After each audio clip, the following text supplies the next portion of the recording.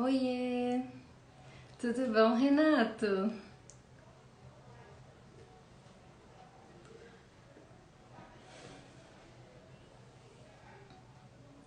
É Renato, né, Renato? Que vocês aparecem tão diferentes aqui, fica tão diferente que às vezes eu reconheço errado. Mas é assim, tá com a mesma carinha. Que bom que você tá aqui, obrigada, viu? Bom dia, boa tarde, boa noite, bom dia para quem é do dia, boa tarde para quem é da tarde, boa noite para quem é da noite.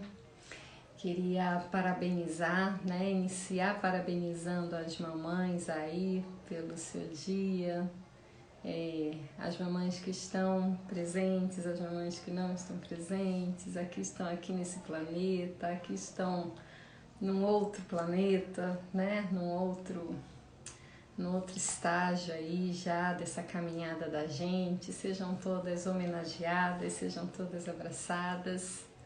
A gente não consegue, né, ter palavras que descrevam, que consigam mensurar, né, o valor de uma mãe.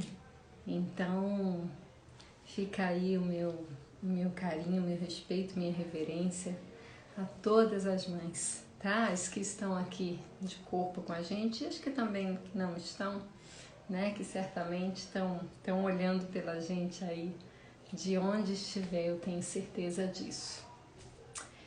Bom, meninada, nós vamos falar hoje um pouquinho a respeito de pompoarismo, né?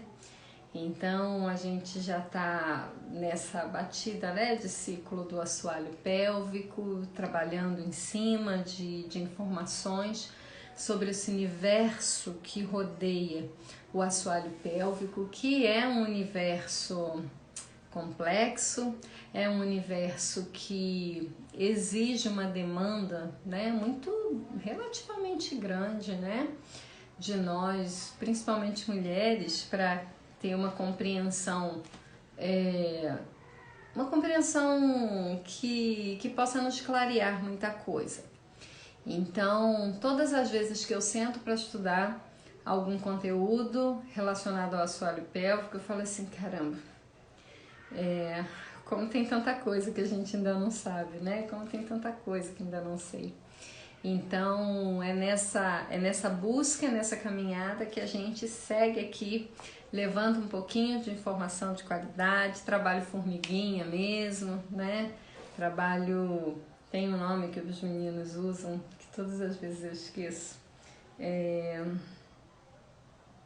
um trabalho, daqui a pouco eu lembro e aí eu falo, né? O pessoal da TI sabe muito bem o nome desse trabalho aí. Que é um trabalho de formiguinha mesmo, né? E educação é assim, educação é trabalho formiguinha. A gente que é profissional da área da saúde, a gente que trabalha com educação, a gente sabe que é um trabalho formiguinha mesmo, mas que é um trabalho que vale a pena e a gente tem muita responsabilidade social dentro desse contexto. Mas vamos lá, vamos falar um pouquinho a respeito de pompoarismo. E aí, falar de pompoarismo é mexer um pouquinho num vespeiro, né? Porque a visão que as pessoas têm do que seja o pompoarismo é uma visão talvez um pouquinho distorcida, a visão que a maioria das pessoas tem, né?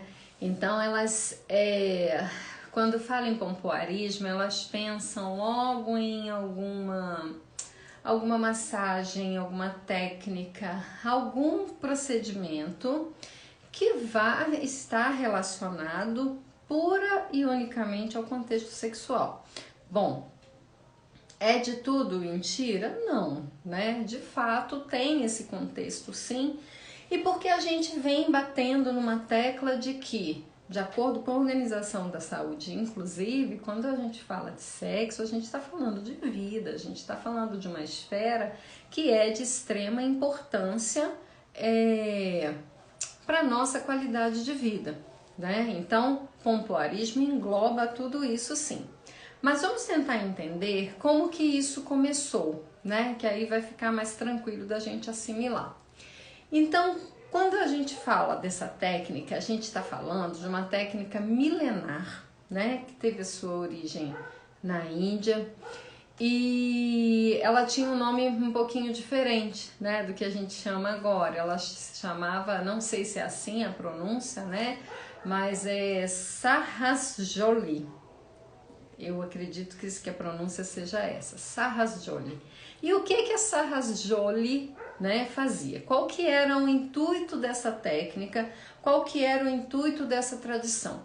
Ela era muito utilizada em rituais de fertilidade daquela época. Não ficaram registros, né, registros escritos, porque eram informações que eram passadas verbalmente, né, principalmente de mãe para filha. Então ela era uma técnica que era muito culturalmente usada por esses povos para rituais de fertilização, tá? Com o passar do tempo, essa técnica ela foi sendo difundida, foi ganhando espaço, foi ganhando adeptos e aí passou a chamar-se popularmente de pompoarismo, né? Que é o que a gente conhece hoje. Mas enfim, quando a gente fala no pompoarismo, a gente conhece outras vertentes também, né, que vão trabalhar com essa técnica. Que as vertentes seriam essas? O Kama Sutra, né, que talvez seja o mais conhecido de todos. Todas as vezes que a gente fala de pompoarismo, talvez venha na cabeça da gente o livro do Kama Sutra, que é um livro onde posições, né, são explicadas e estimuladas, mas, gente, olha só, a gente está falando de uma cultura milenar e que tinha muito a ver com o sagrado, né? Ela mantinha uma sacralidade muito interessante, porque afinal de contas estava inserida num ritual de fertilização, digamos assim. Era como se fosse uma informação muito secreta, né, que aquelas mães tinham e passavam para suas filhas e as filhas para as outras filhas, para que essa questão da fertilização fosse realizada com mais esmero, digamos assim, porque isso era levado muito a sério, né? A questão da fertilização, a questão desses rituais, todos tinham uma abrangência muito maior do que a gente imagina hoje, né? Quando a gente fala talvez em Kama Sutra, quando a gente fala em pompoarismo, talvez a cabeça da maioria das pessoas, né, por falta de conhecimento mesmo, vá pensar só na questão sexual em si. Mas existia toda uma cultura que trabalhava muito a sacralidade de todo esse momento, né? Trabalhava muito a sacralidade de toda essa relação. O professor Misael, na semana passada, falou bastante a respeito, né? De que, olha, se prepara, né? Prepara o seu ambiente, não é bem assim. Energeticamente existe todo um contexto muito maior do que a cópula, né? Do que a copulação, do que do que o ato sexual em si, né? Então, tem todos esses aspectos. Só que conforme foi se popularizando, essa sacralidade ela foi perdendo um pouquinho, né, do seu sentido, digamos assim. Eu não gosto de usar a palavra banalizou, mas eu vou usar porque eu não tô achando uma outra palavra para substituí-la, tá? Mas é assim, com essa perda, né, dessa questão da sacralidade, dessa questão de todo um preparo, de todo um respeito pela relação sexual de dois indivíduos, muita coisa se perdeu. Ou seja, não havia tantos registros assim, né, registros escritos. a coisa foi se popularizando e aí entrou um pouco daquilo que a gente, aquela historinha que a gente fala do telefone sem fio, do quem conta um conto aumenta um ponto, né? Marcelo, é pompoarismo. Pompoarismo. Bonitinho, o bichinho entra até sem saber qual é o tema. Marcelo, beijo. Aluno bom, né? Então, a gente acabou perdendo um pouco disso, né? E quando a gente lê o pouco do que se tem a respeito desses registros, a gente vê que Sarrasjoli tinha toda uma questão que envolvia emoção, envolvia corpo, envolvia a mente, envolvia respeito daquele momento, tá? Então, quando eu falo a respeito da banalização, é nesse sentido, tá? Que eu tô falando de que, assim, pompoarismo não é só voltado para a questão sexual, tá? Ele envolve uma série de energias ali e de tudo que aquele contato a dois pode proporcionar e pode gerar, né? Tanto positivamente falando quanto negativamente falando, né? Talvez vocês conheçam muitas pessoas que ficaram extremamente machucadas, extremamente sequeladas por conta de uma relação sexual, né? E eu não tô falando de relação sexual sem consentimento, não, tá? Não tô falando do estupro, não tô falando dessa parte, não. Tô falando de relações consentidas, de relações onde existe, né, uma permissão, tá? Mas pelo fato da questão da emoção, do corpo e da mente estarem inteiras ali naquele momento, muitas vezes a gente vê pessoas machucadas, né? Quando a gente fala dessa temática sexo. Mas vamos voltar para cá.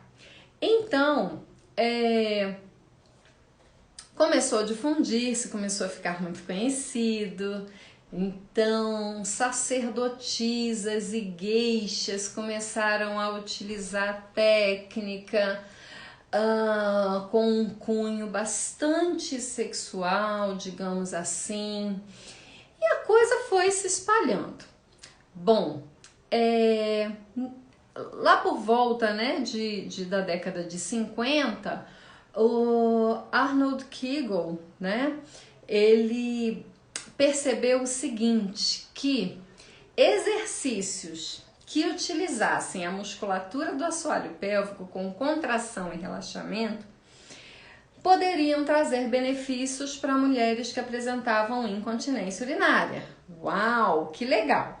Pronto, bacana, porque a base do pompoarismo era um pouco disso também, né? Contração e relaxamento do assoalho pélvico.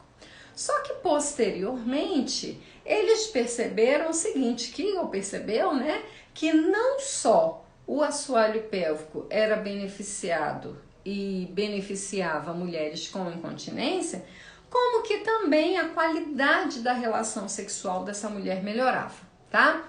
Então hoje o que a gente tem que é uma dúvida muito grande? Bom, pompoarismo é a mesma coisa que reabilitação do assoalho pélvico, pompoarismo é a mesma coisa que fisioterapia pélvica, apesar de utilizarmos recursos bastante parecidos, nós temos objetivos diferentes, tá? Então, eu posso utilizar alguns exercícios parecidos quando eu estou fazendo reabilitação do assoalho pélvico, exercícios parecidos com exercícios do pompoarismo, mas não necessariamente nós estamos falando da mesma coisa. Então vamos entender um pouquinho, porque essa história está muito teórica, né? E eu queria muito que vocês entendessem isso na prática, para que vocês consigam ver qual a importância efetiva que isso tem na vida, principalmente das mulheres, tá? Eu falo principalmente das mulheres porque os homens, eles acabam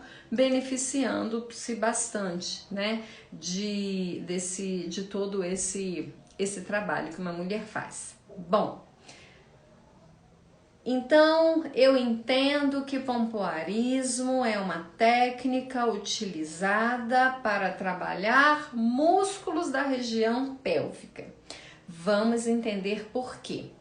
Tem uma outra nomenclatura que ficou conhecida também, e eu conheci esse nome, né? A pessoa que eu conheço, que introduziu esse termo, agora está muito popularizado, né? Mas lá atrás um pouquinho não era tão popularizado assim, foi a Kátia Damasceno, né? Kátia, me corrija se eu estiver errada, mas o termo ginástica íntima, a primeira pessoa que eu vi pronunciando esse termo, falando a respeito desse termo, usando esse termo mesmo, foi a Kátia Damasceno. A Kátia Damasceno, ela é uma fisioterapeuta que muitos de vocês devem conhecer, né? Que ela é referência nessa área de pompoarismo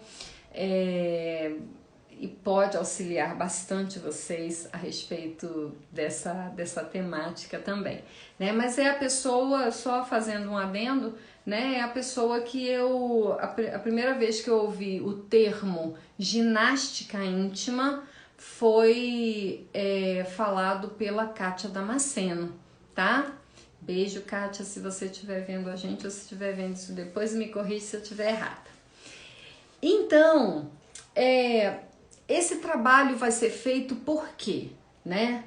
Por que eu preciso trabalhar esse assoalho pélvico?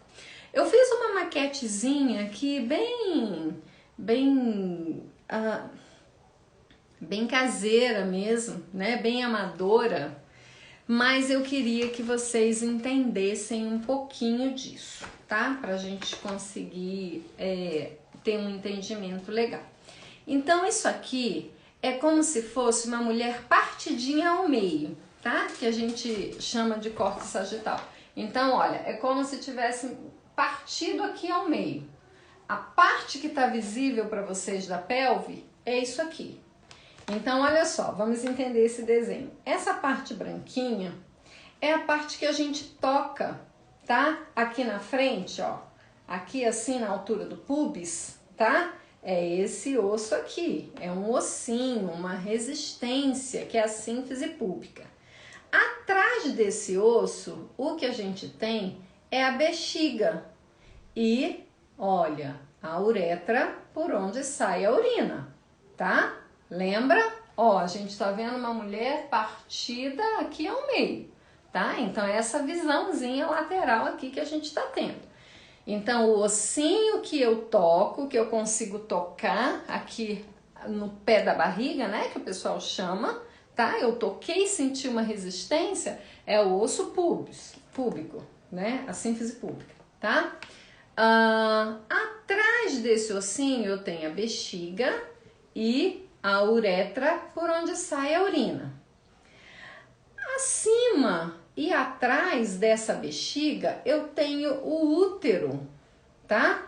Então, olha, é o útero onde o bebezinho cresce, onde no período menstrual, né, essa camadinha de escama, útero e canal vaginal, tá? Canal este por onde a mulher tem o bebê, por onde a mulher tem o órgão de cópula né, da mulher, então por aqui é onde ela tem as relações vaginais, tá? Aqui. Atrás desse útero eu tenho aqui reto e ânus, tá? Intestino, reto e ânus, ok? Então perceba o seguinte, uma vez que você já sabe que lá dentro a disposição é essa, repare o seguinte, olha, aqui embaixo, essa parte que eu tentei fazer vermelhinha, mas saiu salmão, tá? essa parte é de músculo. E esse músculo é músculo igualzinho o seu braço.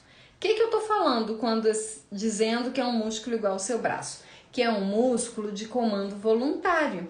É um músculo que, se você quiser flexionar, você consegue flexionar. Se você quiser estender, você consegue estender, tá? Nós temos alguns músculos que são de comando involuntário no nosso corpo, né? Por exemplo, esôfago. Você acabou de engolir um pedacinho de pão.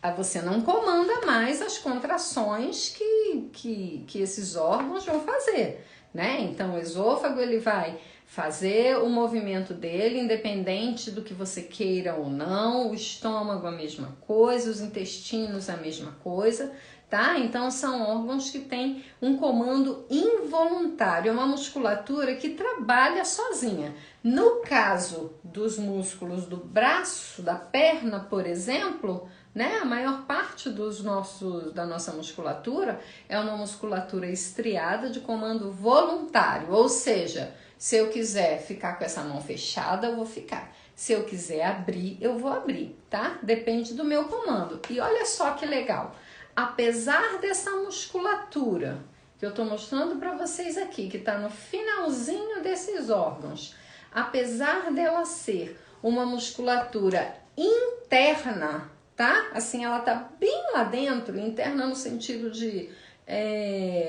que a gente muitas vezes é difícil de tocar, tá? Tão facilmente.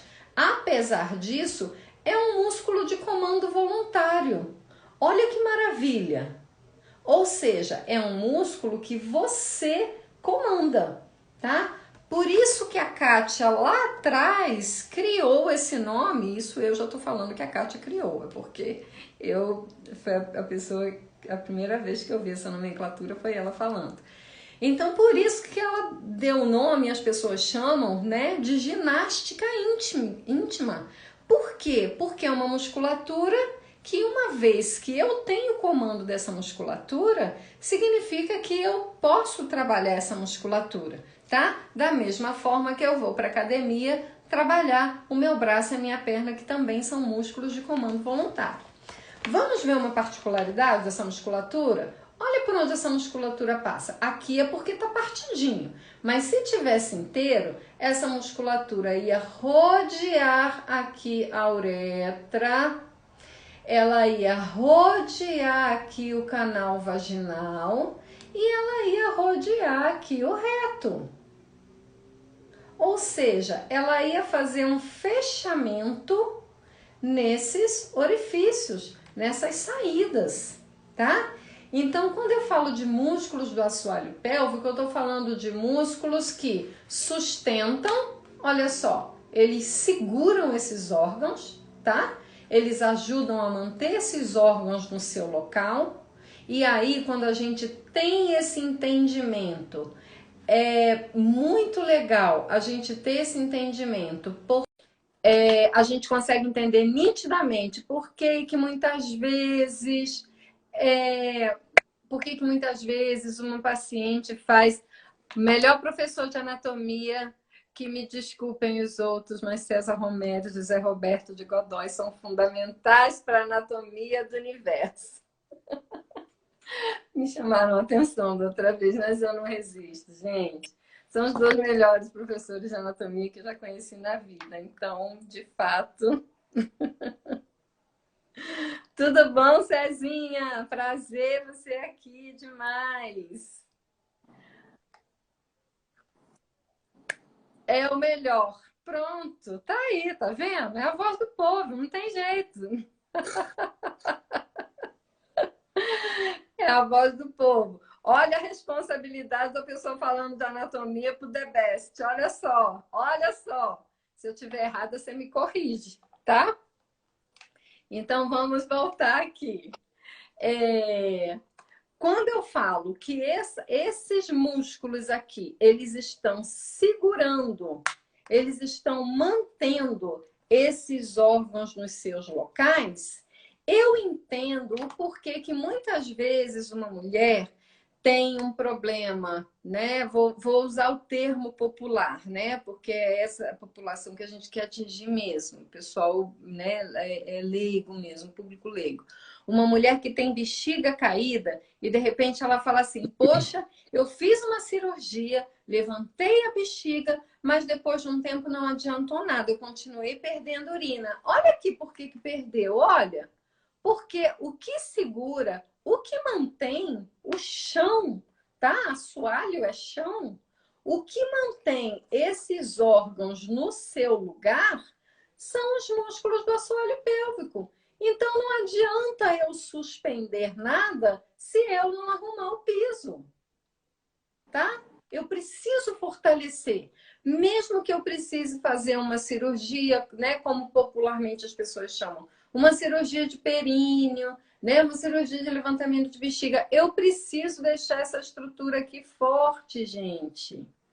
Ela precisa estar forte, porque se ela não estiver forte, é só questão de tempo para tudo voltar de novo, né? Porque quem segura, quem sustém, quem sustenta, que devia estar forte, não está forte, tá?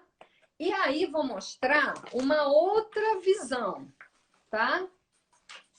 Coisinha de amador. A gente tem uma aluna que é a Claudinha, que se ela fizesse isso aqui, ela arrasava, porque ela é muito artista.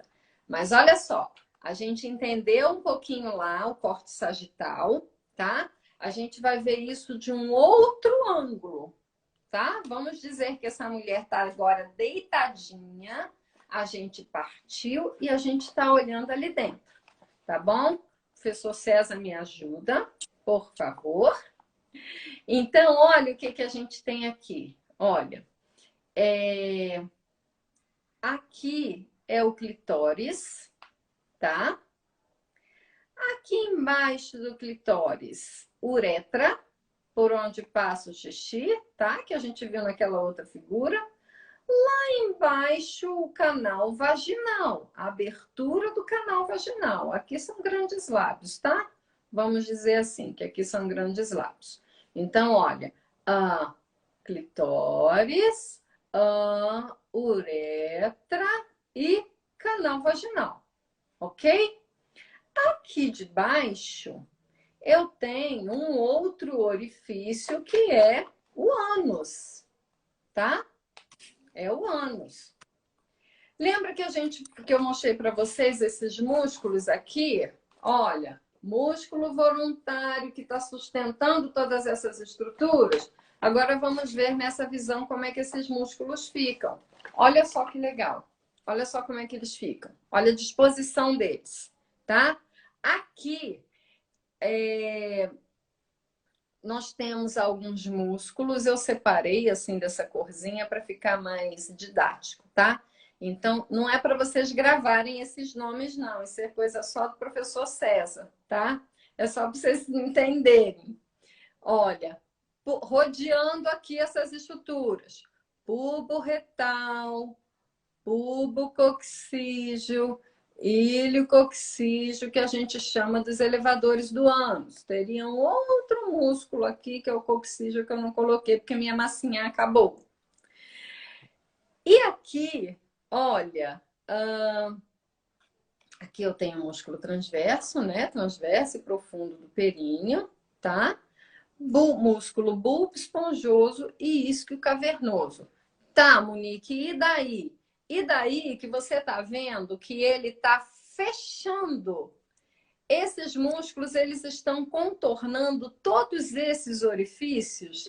Então, por que que é importante eu trabalhar o assoalho pélvico? Porque essa musculatura, já que ela é de comando voluntário, todas as vezes que eu fortaleço esse grupo muscular, primeira coisa, ele vai conseguir manter essas estruturas no seu local, tá? Vai ter mais dificuldade dela ter uma queda. E segundo, que eu consigo fechar um pouco mais esses orifícios. Bom, tá, e daí? O que que tem a ver? O que que tem a ver é que se eu tenho um músculo firme, tá? eu não tenho perda de fezes, se eu tenho um músculo firme, já que eu tenho músculos que estão rodeando esses orifícios, eu não tenho perda de urina. Já que eu tenho músculos firmes, lembra que o professor Misael falou na nossa live passada que eu preciso ter aporte sanguíneo suficiente para ter uma ereção do clitóris, para conseguir chegar no orgasmo. Olha quem é que está rodeando aqui o clitóris. São músculos. Então, todas as vezes que eu fortalecer, que eu trabalhar, fortalecer é um outro termo que a gente precisa ter muito cuidado em falar, porque assim, nem sempre uma mulher vai precisar de fortalecimento, né? Muitas vezes essa mulher precisa exatamente o contrário. Muitas vezes essa mulher precisa de um relaxamento, de um equilíbrio dessa musculatura. Por isso a importância de procurar um profissional de saúde da área. Por isso a importância de procurar um fisioterapeuta especialista em reabilitação do assoalho pélvico, em procurar um ginecologista, em procurar, enfim, procurar um profissional da saúde apto a tratar essa paciente, tá? Então, nem sempre o trabalho de fortalecimento vai ser o que de melhor a gente tem para oferecer e para sanar o problema dessa mulher. Voltando ao pompoarismo, que eu vi uma perguntinha ali perguntando o que é pompoarismo. Então, pompoarismo são técnicas, é um conjunto de técnicas de exercícios utilizadas para auxiliar no controle daquela musculatura que a gente mostrou com um cunho sexual, tá? Que é para melhorar a atividade sexual. Como que vai melhorar? Ora, uma vez que você fortalece esses músculos que estão contornando o canal vaginal, o que vai acontecer com esse canal vaginal? A tendência é que ele fique mais fechadinho. Se ele fica mais fechadinho, a ordenha peniana ela vai ser mais sentida, digamos assim, pelo parceiro, tá? E uma vez que essa fricção é melhor percebida pela mulher, existem terminações nervosas livres, né, professor César? Ramos nervosos, né? Que vão fazer com que essa mulher sinta mais essa fricção e tenha mais prazer, tá? Uma vez essa musculatura trabalhando, que está aqui em volta trabalhando, esse grupo muscular vai trazer sangue, aporte sanguíneo e oxigênio suficiente para deixar clitóris ereto. E aí a qualidade sexual vai melhorar bastante. Professor César, me ajuda um tiquinho? Fala um pouquinho dessa fisiologia, pelo amor de Deus. Não, porque Cezinha entrar e eu não explorar, isso não existe, pelo amor de Deus. Você tá me ouvindo? Eu tô.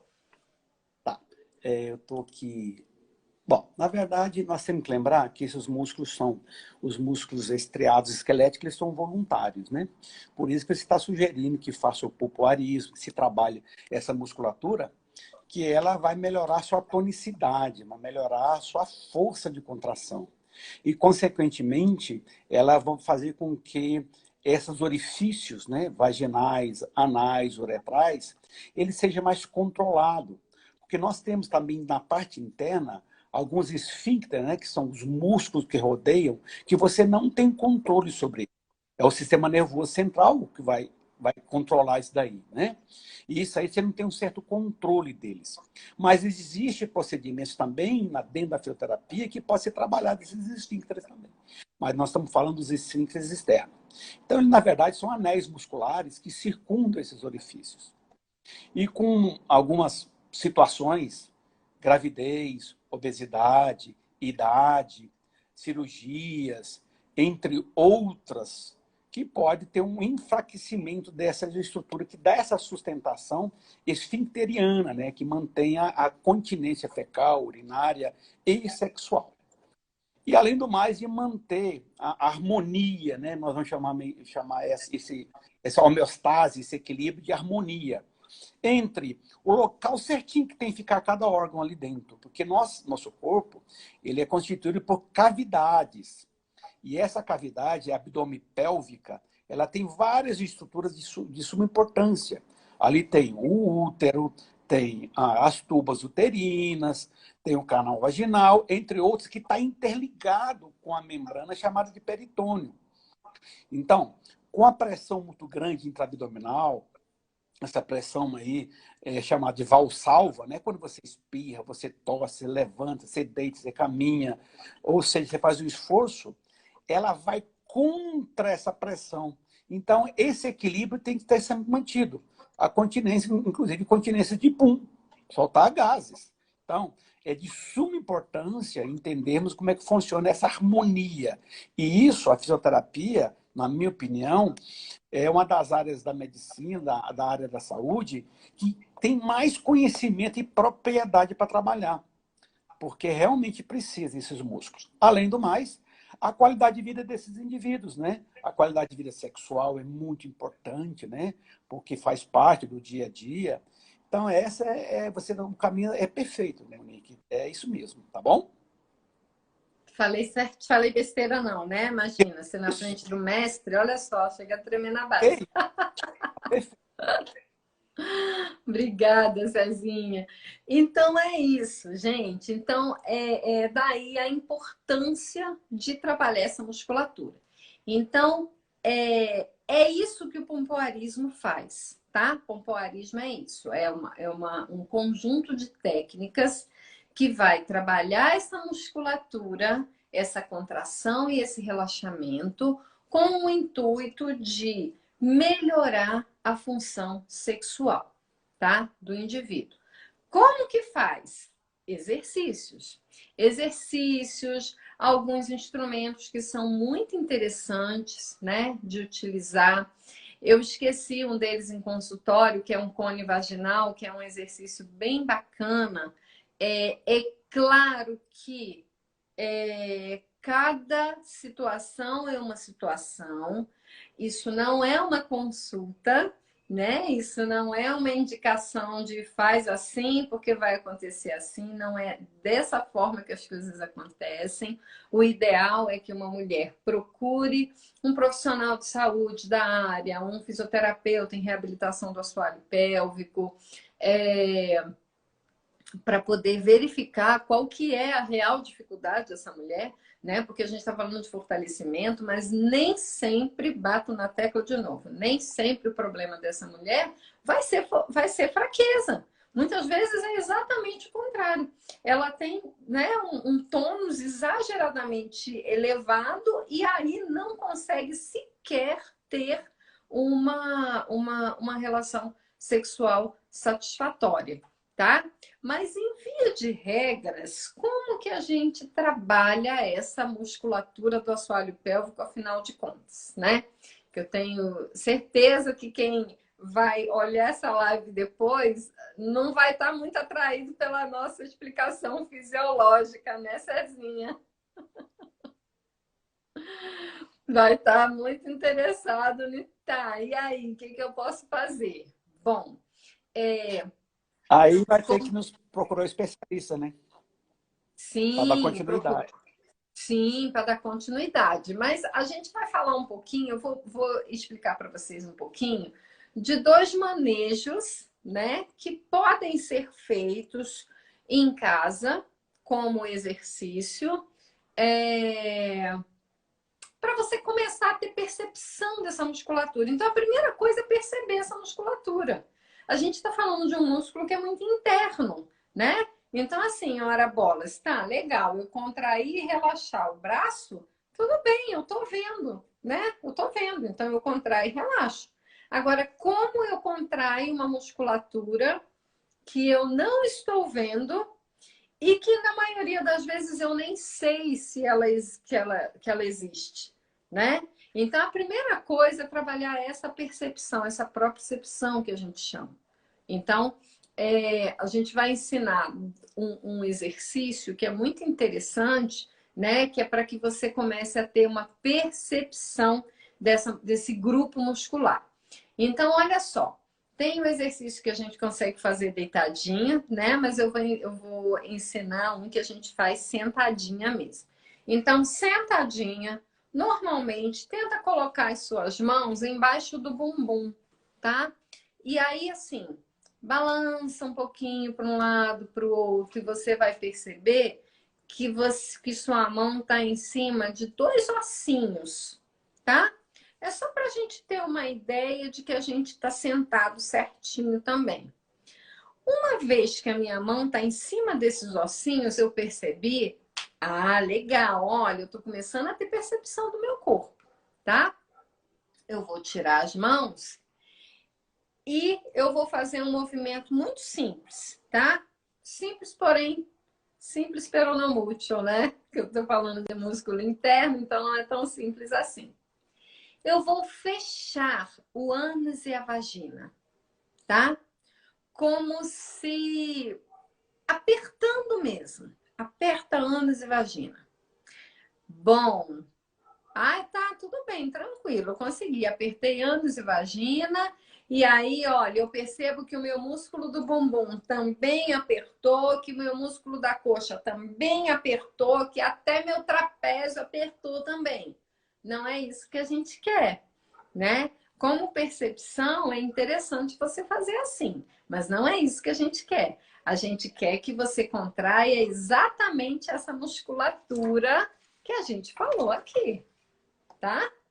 Então você vai apertar o ânus e apertar a vagina. Ai, tá difícil esse entendimento de uma coisa que eu não tô vendo. Então vamos pensar assim. Sabe quando você quer soltar um pum que você não pode? Que aí você aperta e puxa lá para dentro? Eu falo muito isso para as minhas pacientes porque é a forma com que elas conseguem acessar essa musculatura. É mais ou menos assim, tá? E aí algumas revistas femininas, né? Eu não tenho visto isso ultimamente, graças a Deus, mas já vi bastante falando assim. Quer trabalhar essa musculatura? Quando começar a fazer xixi, começa a fazer xixi e corta o xixi. Começa a fazer xixi e corta o xixi. Começa a fazer xixi e corta o xixi. Pelo amor de Deus, não façam isso. A gente já falou isso aqui nas lives, né? Isso é muito bom para produzir uma infecção urinária, né? Isso não é treinamento, tá? Não é, Cezinha? Uma vez desencadeada, né? O reflexo da micção não é para estar fazendo isso, né?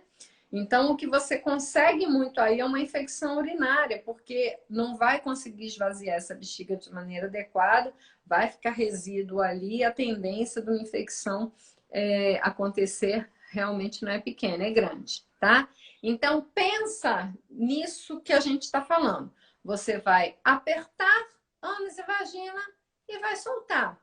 Cada vez menos, o ideal é que você aperte só ânus e vagina, tá?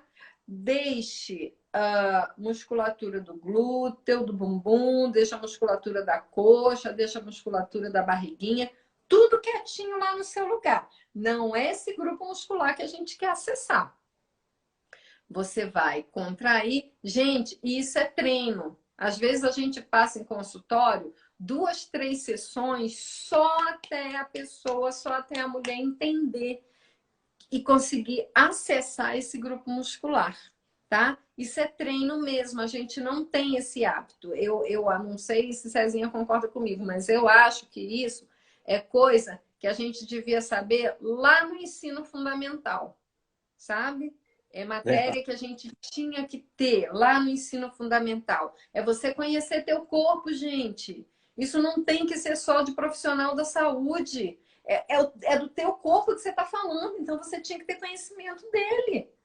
Por que deixar isso nas mãos de um grupo pequeno de profissionais? Se o corpo é teu, sabe? Isso é te dar autonomia para você se cuidar, né? Mas infelizmente a gente não tem, né? Mas tá, tudo bem também, a gente aprende ao longo da vida, né? Então, a ideia é essa, é você ir se percebendo. Opa, olha, eu comecei a fazer, comecei a apertar e soltar, contrair e relaxar. E antes eu apertava, vinha coxa, vinha bumbum, vinha abdômen. Ai, legal, agora eu já não tô mais. Eu falo muito aos meus alunos quando eu peço para eles fazerem essa contração, eu falo assim com eles: não precisa fazer essa cara de estou contraindo o meu períneo. Porque eu peço para contrair, eles fazem assim. Tá nítido que tem alguma coisa que não tá bem ali, né? Então, assim, quando você tem domínio dessa contração e desse relaxamento, você consegue correr fazendo isso, você consegue dançar fazendo isso, né? Afinal de contas, a gente está falando de uma musculatura que é voluntária, tá? Então, via de regra, para a gente acessar essa musculatura um pouquinho. Apertei ânus e vagina, seguro por 5 segundinhos. 1, 2, 3, 4, 5. Relaxo. 1, 2, 3, 4, 5. Contraio de novo. E assim sucessivamente. Monique, eu apertei e eu percebi que eu não consigo ficar 5 segundinhos contraindo. No 3, eu já solta tudo. Então, vamos fazer com 3. O importante é que você contraia e relaxe sempre em tempos iguais. Se você contraiu 5 segundos, se você relaxa por 5 segundos. Se você contraiu por 3 segundos, relaxa por 3 segundos. Quantas vezes eu faço isso? O dia todo? Não, não é para fazer o dia todo. Começa fazendo umas 10 repetiçõezinhas, tá? E aí lembrando que isso é um exercício para você começar a acessar a percepção dessa musculatura. Isso não substitui a sua visita numa consulta de um profissional, isso não substitui tratamento, tá? A gente está falando só de um exercício para até mesmo para você ter noção se você dá conta de fazer. Porque de repente você vai tentar fazer isso e vai falar assim: meu Deus do céu, eu descobri que eu não consigo fazer isso. Eu descobri que eu não consigo acessar essa musculatura. Eu descobri que eu nem sei se eu tenho essa musculatura, porque eu não sinto nada. Tá? Então a gente utiliza esses exercícios para começar a acessar esse músculo. Existem alguns dispositivos, né, que são bem interessantes. Eu comecei a falar e não terminei, que eu acabei esquecendo em consultório. E aqui eu só tenho esse daqui que eu vou mostrar para vocês, tá? Quando vocês vão num sex shopping, por exemplo, tem uma quantidade absurda, né, de instrumentos mesmo que vão ajudar vocês a chegar, né, a melhorar a qualidade dessa atividade sexual. A gente está falando só de exercício, que é uma delas. Mas a gente sabe que se a gente resgatar a essência da cultura do pompoarismo, né, ou da Sarrasjoli, né? Cezinha, eu não sei se pronuncia assim, de repente eu estou pronunciando errado esse trem, mas eu estou pronunciando assim, que é a grande base que envolve corpo, emoção, respeito, né? Respeito ao teu corpo, respeito ao que você está sentindo, ao que você quer sentir, né? Então, assim, a gente vai ter outras dimensões, é lógico. Aqui a gente está falando pura e exclusivamente do pompoarismo. Então, essa daqui é um dos instrumentos, né? Que é a bolinha chinesa que o pessoal fala, ou bolinha de Benhua.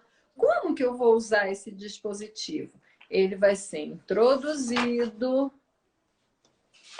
aqui. Oi? Ele vai ser introduzido aqui no canal vaginal. E a ideia é que a resistência dessa bolinha, a resistência que ela cria, auxilie numa contração reflexa, tá? E você mantenha essa bolinha aqui dentro. Depois, a ideia é que você vá trabalhando com contrações e faça movimentos que vão auxiliar, tá? Na intenção de trazida dessa bolinha.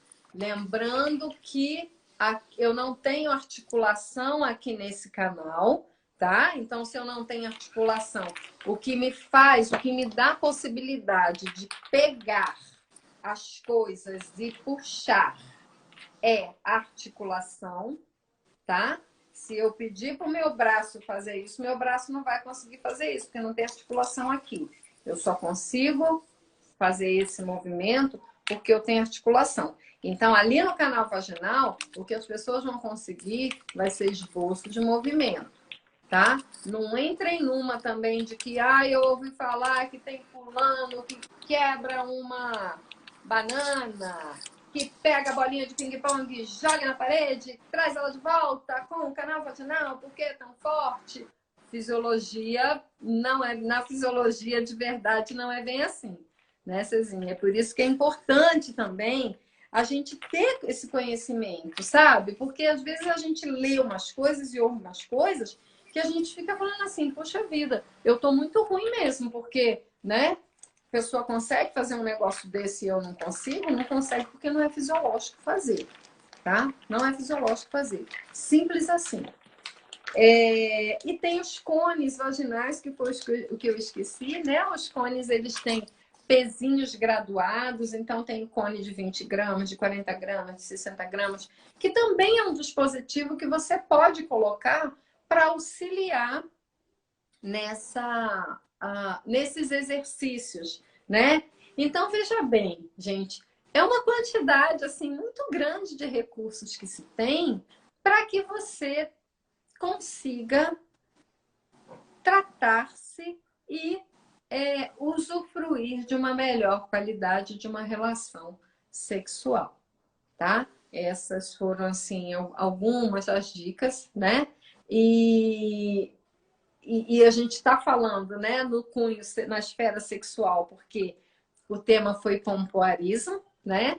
Mas eu vou explorar o professor César mais um pouquinho e vou pedir para ele falar para a gente as funções dessa musculatura, que vocês vão ver como que vale a pena procurar um profissional da área, como que vale a pena conversar com um profissional da área para saber o quanto vale a pena trabalhar essa musculatura. Não é não, Cezinha? Quando a professora Monique falou sobre o assoalho, né, o piso do assoalho pélvico, né, ele tem duas camadas, uma camada mais superficial e uma camada mais profunda. E eles têm... O que é constituído o assoalho pélvico, né? De ossos, ligamentos, fáscias, músculos. E isso é uma estrutura que vai mantê-lo, né? Muito bem. Vamos começar por esses músculos que a professora acabou de citar para a gente. Eles servem para dar sustentação, na verdade, né, um pouco mais acima dele, vamos encontrar os músculos, vai dar sustentação, que vai formar como se fosse uma rede. Essa rede que a gente dorme, para dormir mesmo. E esses orifícios, os três orifícios, o uretral, o vaginal e o anal, atravessam essa rede. E depois tem mais uma outra camada muscular. Esses músculos, de qualquer forma, têm a função de manter as continências, manter a urina, manter a continência urinária, a continência fecal e manter a tonicidade vaginal, que para as necessidades fisiológicas, ou para parir, para relação sexual, essa musculatura tem essa função. Muito bem, esses músculos, eles são constituídos, sabe, várias células, nós chamamos de fibras musculares. Elas são assim, como se fosse essa canetinha aqui. Então, nas extremidades dele, ela é fina e outra fina lá. E lá dentro tem outras proteínas contráteis, né? Vamos chamar isso aí de uma estrutura chamada de sarcômero, que é a unidade contrátil desse músculo. Então, quando vem um estímulo do sistema nervoso ou um estímulo voluntário, essas fibras musculares elas se encurtam, elas diminuem seu tamanho. Então, ela contrai, né?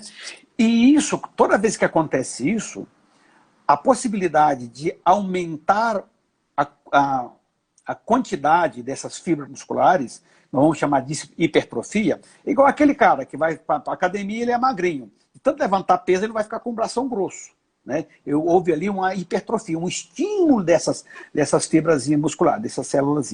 No assoalho pélvico também é necessário se reforçar isso daí.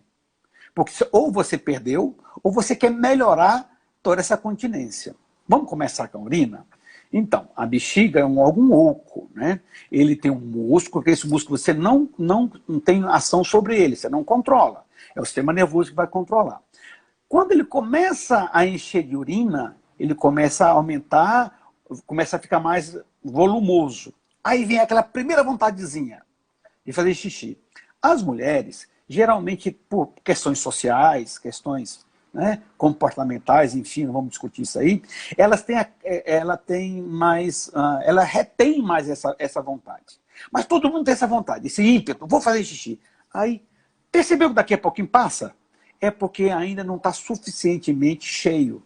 Porque o sistema nervoso falou, não, isso aí é mentira. Você fica preparado que a qualquer momento você vai fazer xixi. Mas não é o momento, não é agora. Aí o sistema nervoso, porque acima desse anel muscular da bexiga, da uretra, tem um outro anel muscular, que é o anel muscular que você não controla. É o sistema nervoso que travou ele. Beleza?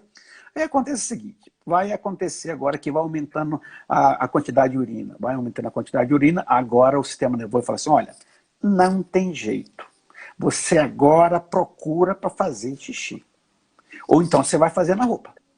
Né? Aí ele vai relaxar o esfíncter interno e você relaxa o esfíncter externo e o músculo faz, o músculo chamado eletrossor vai espremer e sair xixi. Com a continência fecal, também vai acontecer mais ou menos algo parecido. Os músculos é o mesmo músculo, a mesma fisiologia, o mesmo funcionamento do músculo é desse jeito. Obviamente que a presença das fezes no reto vai estimular, não vai estimular, enfim, é a mesma coisa. Vamos falar agora em volta da vagina, também é a mesma coisa. Nós vamos ter ali, nós não, vocês terão aí os anéisinhos também, que vai controlar. Além de ter os grandes lábios, pequenos lábios, que têm funções importantíssimas, né? De preservar, manter pH, manter a lubrificação, porque ela não é seca, é úmida. Tá? E a umidade, se não for bem conduzida, ela pode ser fonte de infecção. Mas vamos lá. E aí, o que acontece quando é penetrado pela vagina? Acontece que o estímulo, né? Já percebeu quando você empurra o músculo assim, ele contrai de uma vez? Aí ele faz um calombi, depois ele relaxa? Que a gente brinca quando é criança, fazer um tostão, dá um chute na coxa. Ela contrai de uma vez, não é isso? Esse reflexo é o reflexo quando se tem o orgasmo, ou tem a contração peniana ou a contração vaginal, não é isso? Então é voluntário. É exatamente isso que vai acontecer com o pulpoarismo, né? Que vai fazer a contração, que você vai estimular através desses cones, dessas bolinhas, de exercícios. Né? Como a Monique falou aqui com muita propriedade, ninguém precisa saber que você está fazendo a contração. Ninguém precisa saber, não. Você está trabalhando, você está fazendo exercício. Isso, discretamente você está trabalhando. Então é dessa forma que funciona esse assoalho pélvico, essa musculatura. Tem outras funções também, mas a função que agora nós estamos falando é essa função de manter a continência, preservar todas essas estruturas. É mais ou menos isso, Monique? É isso. Você me pegou de surpresa, eu nem sabia que eu ia falar, né?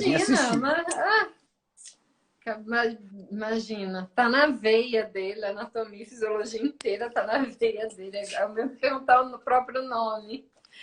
Bom, meninada, então assim, vocês viram pelas palavras, né, de um especialista, de um crânio na área, que fisiologicamente vale a pena, é interessante trabalhar essa musculatura.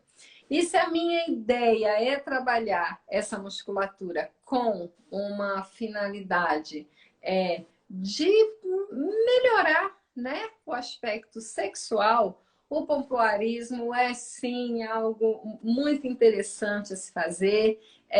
Então existem profissionais, de novo, especializados, capacitados, procurem. Ninguém precisa ter atividade sexual ruim, ninguém precisa deixar de desfrutar, né, de uma atividade sexual satisfatória, porque hoje a gente tem uma gama de recursos de tratamentos que podem auxiliar nisso tudo daí, para fazer, né, fazer com que as mulheres tenham uma qualidade de vida sexual mais interessante, mais satisfatória.